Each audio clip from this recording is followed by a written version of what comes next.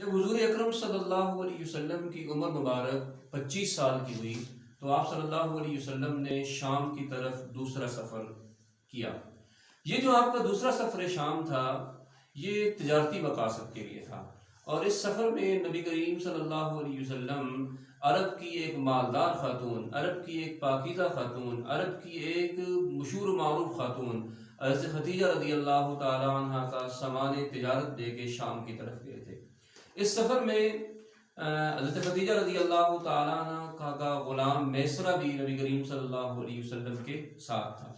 بڑی منتوں کے بعد حضرت خدیجہ رضی اللہ تعالیٰ عنہ نے نبی کریم صلی اللہ علیہ وسلم کو، یعنی محمد صلی اللہ علیہ وسلم کو اس بات پہ آمادہ کیا کہ آپ میرا مال تجارت لے کے شام کی طرف جائیں، وہاں پہ کاروبار کریں، جتنا منافع میں اور لوگوں کو دیتی ہوں اس سے دگنا منافع میں آپ کو دوں گی۔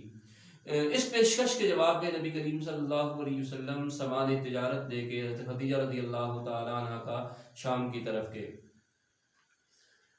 چونکہ آپ صلی اللہ علیہ وسلم کا یہ دوسرا سفر شام تھا تو یہاں پر بھی راستے میں آپ صلی اللہ علیہ وسلم ایک سرائے میں رکے، وہاں پر بھی ایک خانقاہ تھی، ایک راہب کی خانقاہ تھی۔ اس راہب کا نام تھا نستورہ راہب۔ اس کے بارے میں کہتے ہیں کہ یہ بندہ کبھی بھی اپنی خانقاہ سے باہر نہیں نکلتا تھا، لیکن اس دن یہ نکلا جب اس نے نبی کریم صلی اللہ علیہ وسلم کو دیکھا، اور اس دن نبی کریم صلی اللہ علیہ وسلم نے ایک درخت کے نیچے آرام کیا، درخت کے نیچے بیٹھے۔ تو یہ جو نستورہ راہب تھا یہ چلتے چلتے یہ اس درخت کے پاس آیا۔ میسرہ بھی وہاں پہ قریب تھا، چونکہ میسرہ جو ہے یہ سفر کرتا رہتا تھا سامان تجارت کے حوالے سے، تو وہ راہب جو ہے وہ اس کی شناسائی تھی، جان پہچان تھی۔ تو اس راہب نے میسرہ سے پوچھا کہ یہ نوجوان کون ہے؟ تو میسرہ نے کہا کہ یہ قبیلہ قریش کا نوجوان ہے، اور یہ اس دفعہ خدیجہ کا مال لے کے، یہ سامان تجارت کے لیے لے کے ہم اس دفعہ آئے ہیں۔ تو پھر راہب جو ہے وہ نبی کریم صلی اللہ علیہ وسلم، محمد صلی اللہ علیہ وسلم کے پاس آیا اور اس سے کہا کہ عیسیٰ علیہ السلام کے بعد اس درخت کے نیچے تمہارے علاوہ کوئی نہیں بیٹھا، اور یہ وہ درخت ہے کہ جس کے نیچے انبیاء آرام کرتے ہیں، اور مجھے نشانیوں سے یہ محسوس ہوتا ہے کہ آپ بھی اللہ کے آخری نبی ہیں، آپ بھی اللہ کے نبی ہیں۔ یوں اس راہب نے بھی یہ بات نبی کریم صلی اللہ علیہ وسلم کے سامنے کی، اور یہ کہا کہ جب آپ کو نبوت ملے گی، جب آپ مکہ جائیں گے، میں اگر زندہ رہا تو میں آپ کی حمایت کروں گا اور آپ کی اوپر ہی میں ایمان لے آؤں گا۔ پھر آپ صلی اللہ علیہ وسلم اس سے ملاقات کر کے سامان تجارت لے کے شام کی طرف چلے گئے،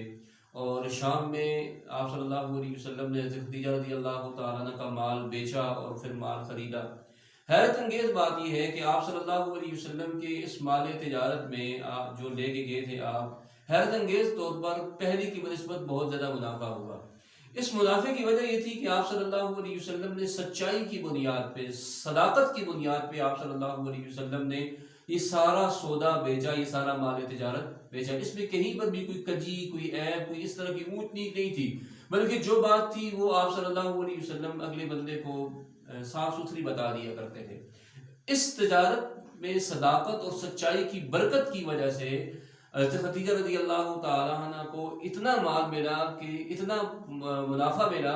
کہ اس سے پہلے کسی نے اتنا منافع حاصل نہیں کیا تھا جو آپ صلی اللہ علیہ وسلم کی وجہ سے حاصل ہوا، اور یہ ایک کامیاب تجارتی سفر تھا نبی کریم صلی اللہ علیہ وسلم کا۔ آپ صلی اللہ علیہ وسلم کی عمر جب کچھ تھوڑی زیادہ ہوئی تو مکے میں ایک معاہدہ ہوا، اس معاہدے کا نام ہے حلف الفضول۔ فضول دراصل یہ معاہدہ شروع میں قبیلہ جرہم کے درمیان ہوا تھا، قبیلہ جرہم والا نے یہ معاہدہ کیا تھا، اور قبیلہ جرہم میں جب یہ معاہدہ ہوا تھا تو اس وقت اس معاہدے میں 3 لوگ شریک تھے جن کے نام کے ساتھ فضل آتا تھا، تو اس معاہدے کا نام فضول رکھا گیا۔ تو جب یہی معاہدہ اس طرح کا ہوا اس مکہ کے اندر نبی کریم صلی اللہ علیہ وسلم کے زمانے میں، تو اس معاہدے کا نام بھی حلف الفضول رکھا گیا۔ تو یہ فضول جو ہے یہ فضیلت سے ہے کہ یہ فضیلت والا معاہدہ ہے، یا پھر دوسرا مطلب اس کا یہ بھی لیا جا سکتا ہے کہ قبیلہ جرہم کی ابتدا کے اندر یہ معاہدہ کیا گیا ہے، اس وجہ سے اس کا نام اس معاہدے کے اوپر حلف الفضول رکھا گیا۔ اس معاہدے کا پس منظر یہ ہے کہ ایک تاجر مکہ آیا اور اس نے اپنا سامان جو ہے وہ بیچا، خریدنے والا عرب کا مشہور و معروف سردار عاص بن وائل تھا۔ عاص بن وائل ایک بڑا سردار تھا اور بڑی طاقت والا تھا، اثر و رسوخ والا سردار تھا۔ تو جب اس نے تاجر سے سامان خرید لیا، سامان خریدنے کے بعد اس نے پیسے اس کو ادا نہیں کیے، ٹال مٹول سے کام لیتا رہا۔ تاجر نے اس کی منتیں کی، اس نے کہا میں مسافر ہوں، آپ مجھے میرے سامان کے پیسے دیں اور میں اپنے علاقے میں واپس چلا جاؤں۔ لیکن عاص بن وائل ٹال مٹول کرتا رہا۔ شروع میں اس نے ٹال مٹول کی بات میں اس نے انکار کر دیا کہ میں تمہیں پیسے دیتا ہی نہیں ہوں۔ تو وہ جو تاجر تھا اس نے مکہ کے ہر در کا دروازہ کھٹکھٹایا کہ میری مدد کی جائے، عاص بن وائل سے میرے پیسے لے کے مجھے دیے جائیں، میں مسافر ہوں۔ لیکن عاص بن وائل چونکہ اثر و رسوخ والا سردار تھا تو کوئی شخص اس کو منہ لگانے کے لیے تیار نہیں ہوتا تھا، اس کے مقابلے میں آنے کے لیے تیار نہیں ہوتا تھا۔ یہاں تک کہ نبی کریم صلی اللہ علیہ وسلم کی جو تایا تھے زبیر بن عبد المطلب، وہ حرکت میں آئے اور انہوں نے ایک اور مکہ کے سردار عبداللہ بن جدعان کے گھر میں تمام مکہ کے سرداروں کو بلایا اور ان کے سامنے یہ بات رکھی۔ وہاں پہ ایک معاہدہ ہوا، اس معاہدے کا نام حلف الفضول رکھا گیا۔ اس معاہدے کا بنیادی نقطہ یہ تھا کہ ہم مکہ کے اندر یا جہاں کہیں بھی کوئی مظلوم ہوگا ہم اس کی حمایت کریں گے، اور جہاں کوئی ظالم ہوگا ہم اس ظالم کے خلاف کھڑے ہو جائیں گے۔ یہ اس معاہدے کا ایک بنیادی نقطہ تھا۔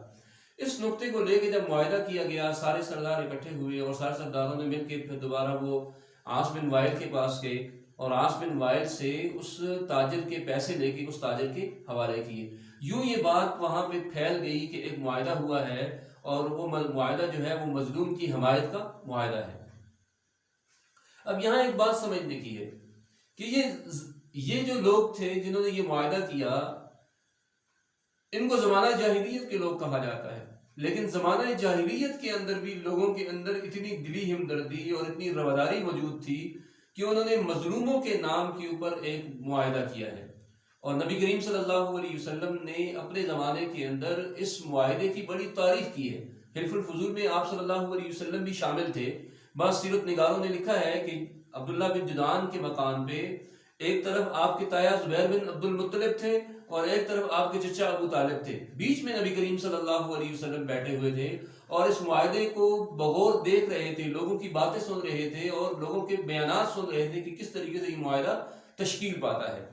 بعد میں نبوت والے زمانے کے اندر جب کبھی نبی صلی اللہ علیہ وسلم کے سامنے اس معاہدے کا تذکرہ ہوتا یا آپ صلی اللہ علیہ وسلم خود اس کا تذکرہ فرماتے تو آپ فرمایا کرتے تھے کہ اگر آج کے زمانے کے اندر بھی مجھے کوئی بندہ حلف الفضول جیسے معاہدے کے لیے بلائے تو میں اس معاہدے کے اندر جانے کے لیے تیار ہوں۔ اور ایک حدیث میں تو آتا ہے کہ آپ صلی اللہ علیہ وسلم نے فرمایا کہ معاہدہ حلف الفضول مجھے سرخ اونٹوں سے زیادہ محبوب ہے، کہ اگر ایک طرف سرخ اونٹ ہو جائے اور ایک طرف یہ معاہدہ ہو جائے تو میں اس معاہدے کو ترجیح دوں گا۔ اب کیوں؟ اس لیے کہ یہ جو معاہدہ تھا یہ مظلوم کی آواز تھی۔ اسلام جو ہے وہ ظلم کو توڑتا ہے، اسلام مظلوم کی حمایت کرتا ہے، قطع نظر اس کے کہ مظلوم کسی بھی نسل کا ہو، کسی بھی قوم کا ہو، کسی بھی مذہب کا ہو، کسی بھی وطن کا ہو۔ اسلام یہ کہتا ہے کہ مظلوم کا ساتھ دیا جائے اور ظالم کے خلاف بغاوت کا علم بلند کیا جائے۔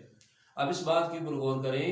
کہ قرآن کریم میں جہاد کی جو سب سے پہلی آیت نازل ہوئی ہے اذن للذین یقاتلون بانہم ظلموا، تو وہاں پر بھی ظلم کی بات کی گئی ہے کہ اسلام یہ اصل میں اسلام کا تصور جہاد ہے، کہ اسلام کا جو تصور جہاد ہے وہ ظالم اور مظلوم ہونے کی بنیاد پہ ہے۔ مظلوم کوئی بھی ہے اس کا ساتھ دیا جائے گا، ظالم اگر مسلمان ہے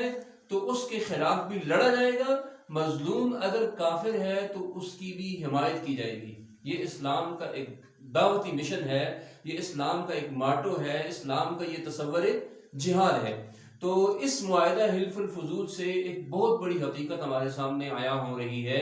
کہ اس زمانے کے لوگ بھی مظلوم کی حمایت کے لیے اٹھ کھڑے ہوئے، اور نبی کریم صلی اللہ علیہ وسلم اس بات کو بہت ہی زیادہ محبوب رکھا کرتے تھے۔ آج کے ہمارے اس معاشرے کے اندر، آج کے اس دور میں ضرورت اس بات کی ہے کہ اگر معاشرے کے اندر ایک فریق، ایک بندہ کسی دوسرے کے ساتھ زیادتی کرتا ہے تو مظلوم کی حمایت میں اٹھ کے کھڑے ہونا چاہیے۔ آج کے دور میں سیرت نبی صلی اللہ علیہ وسلم کا یہی تقاضا ہے۔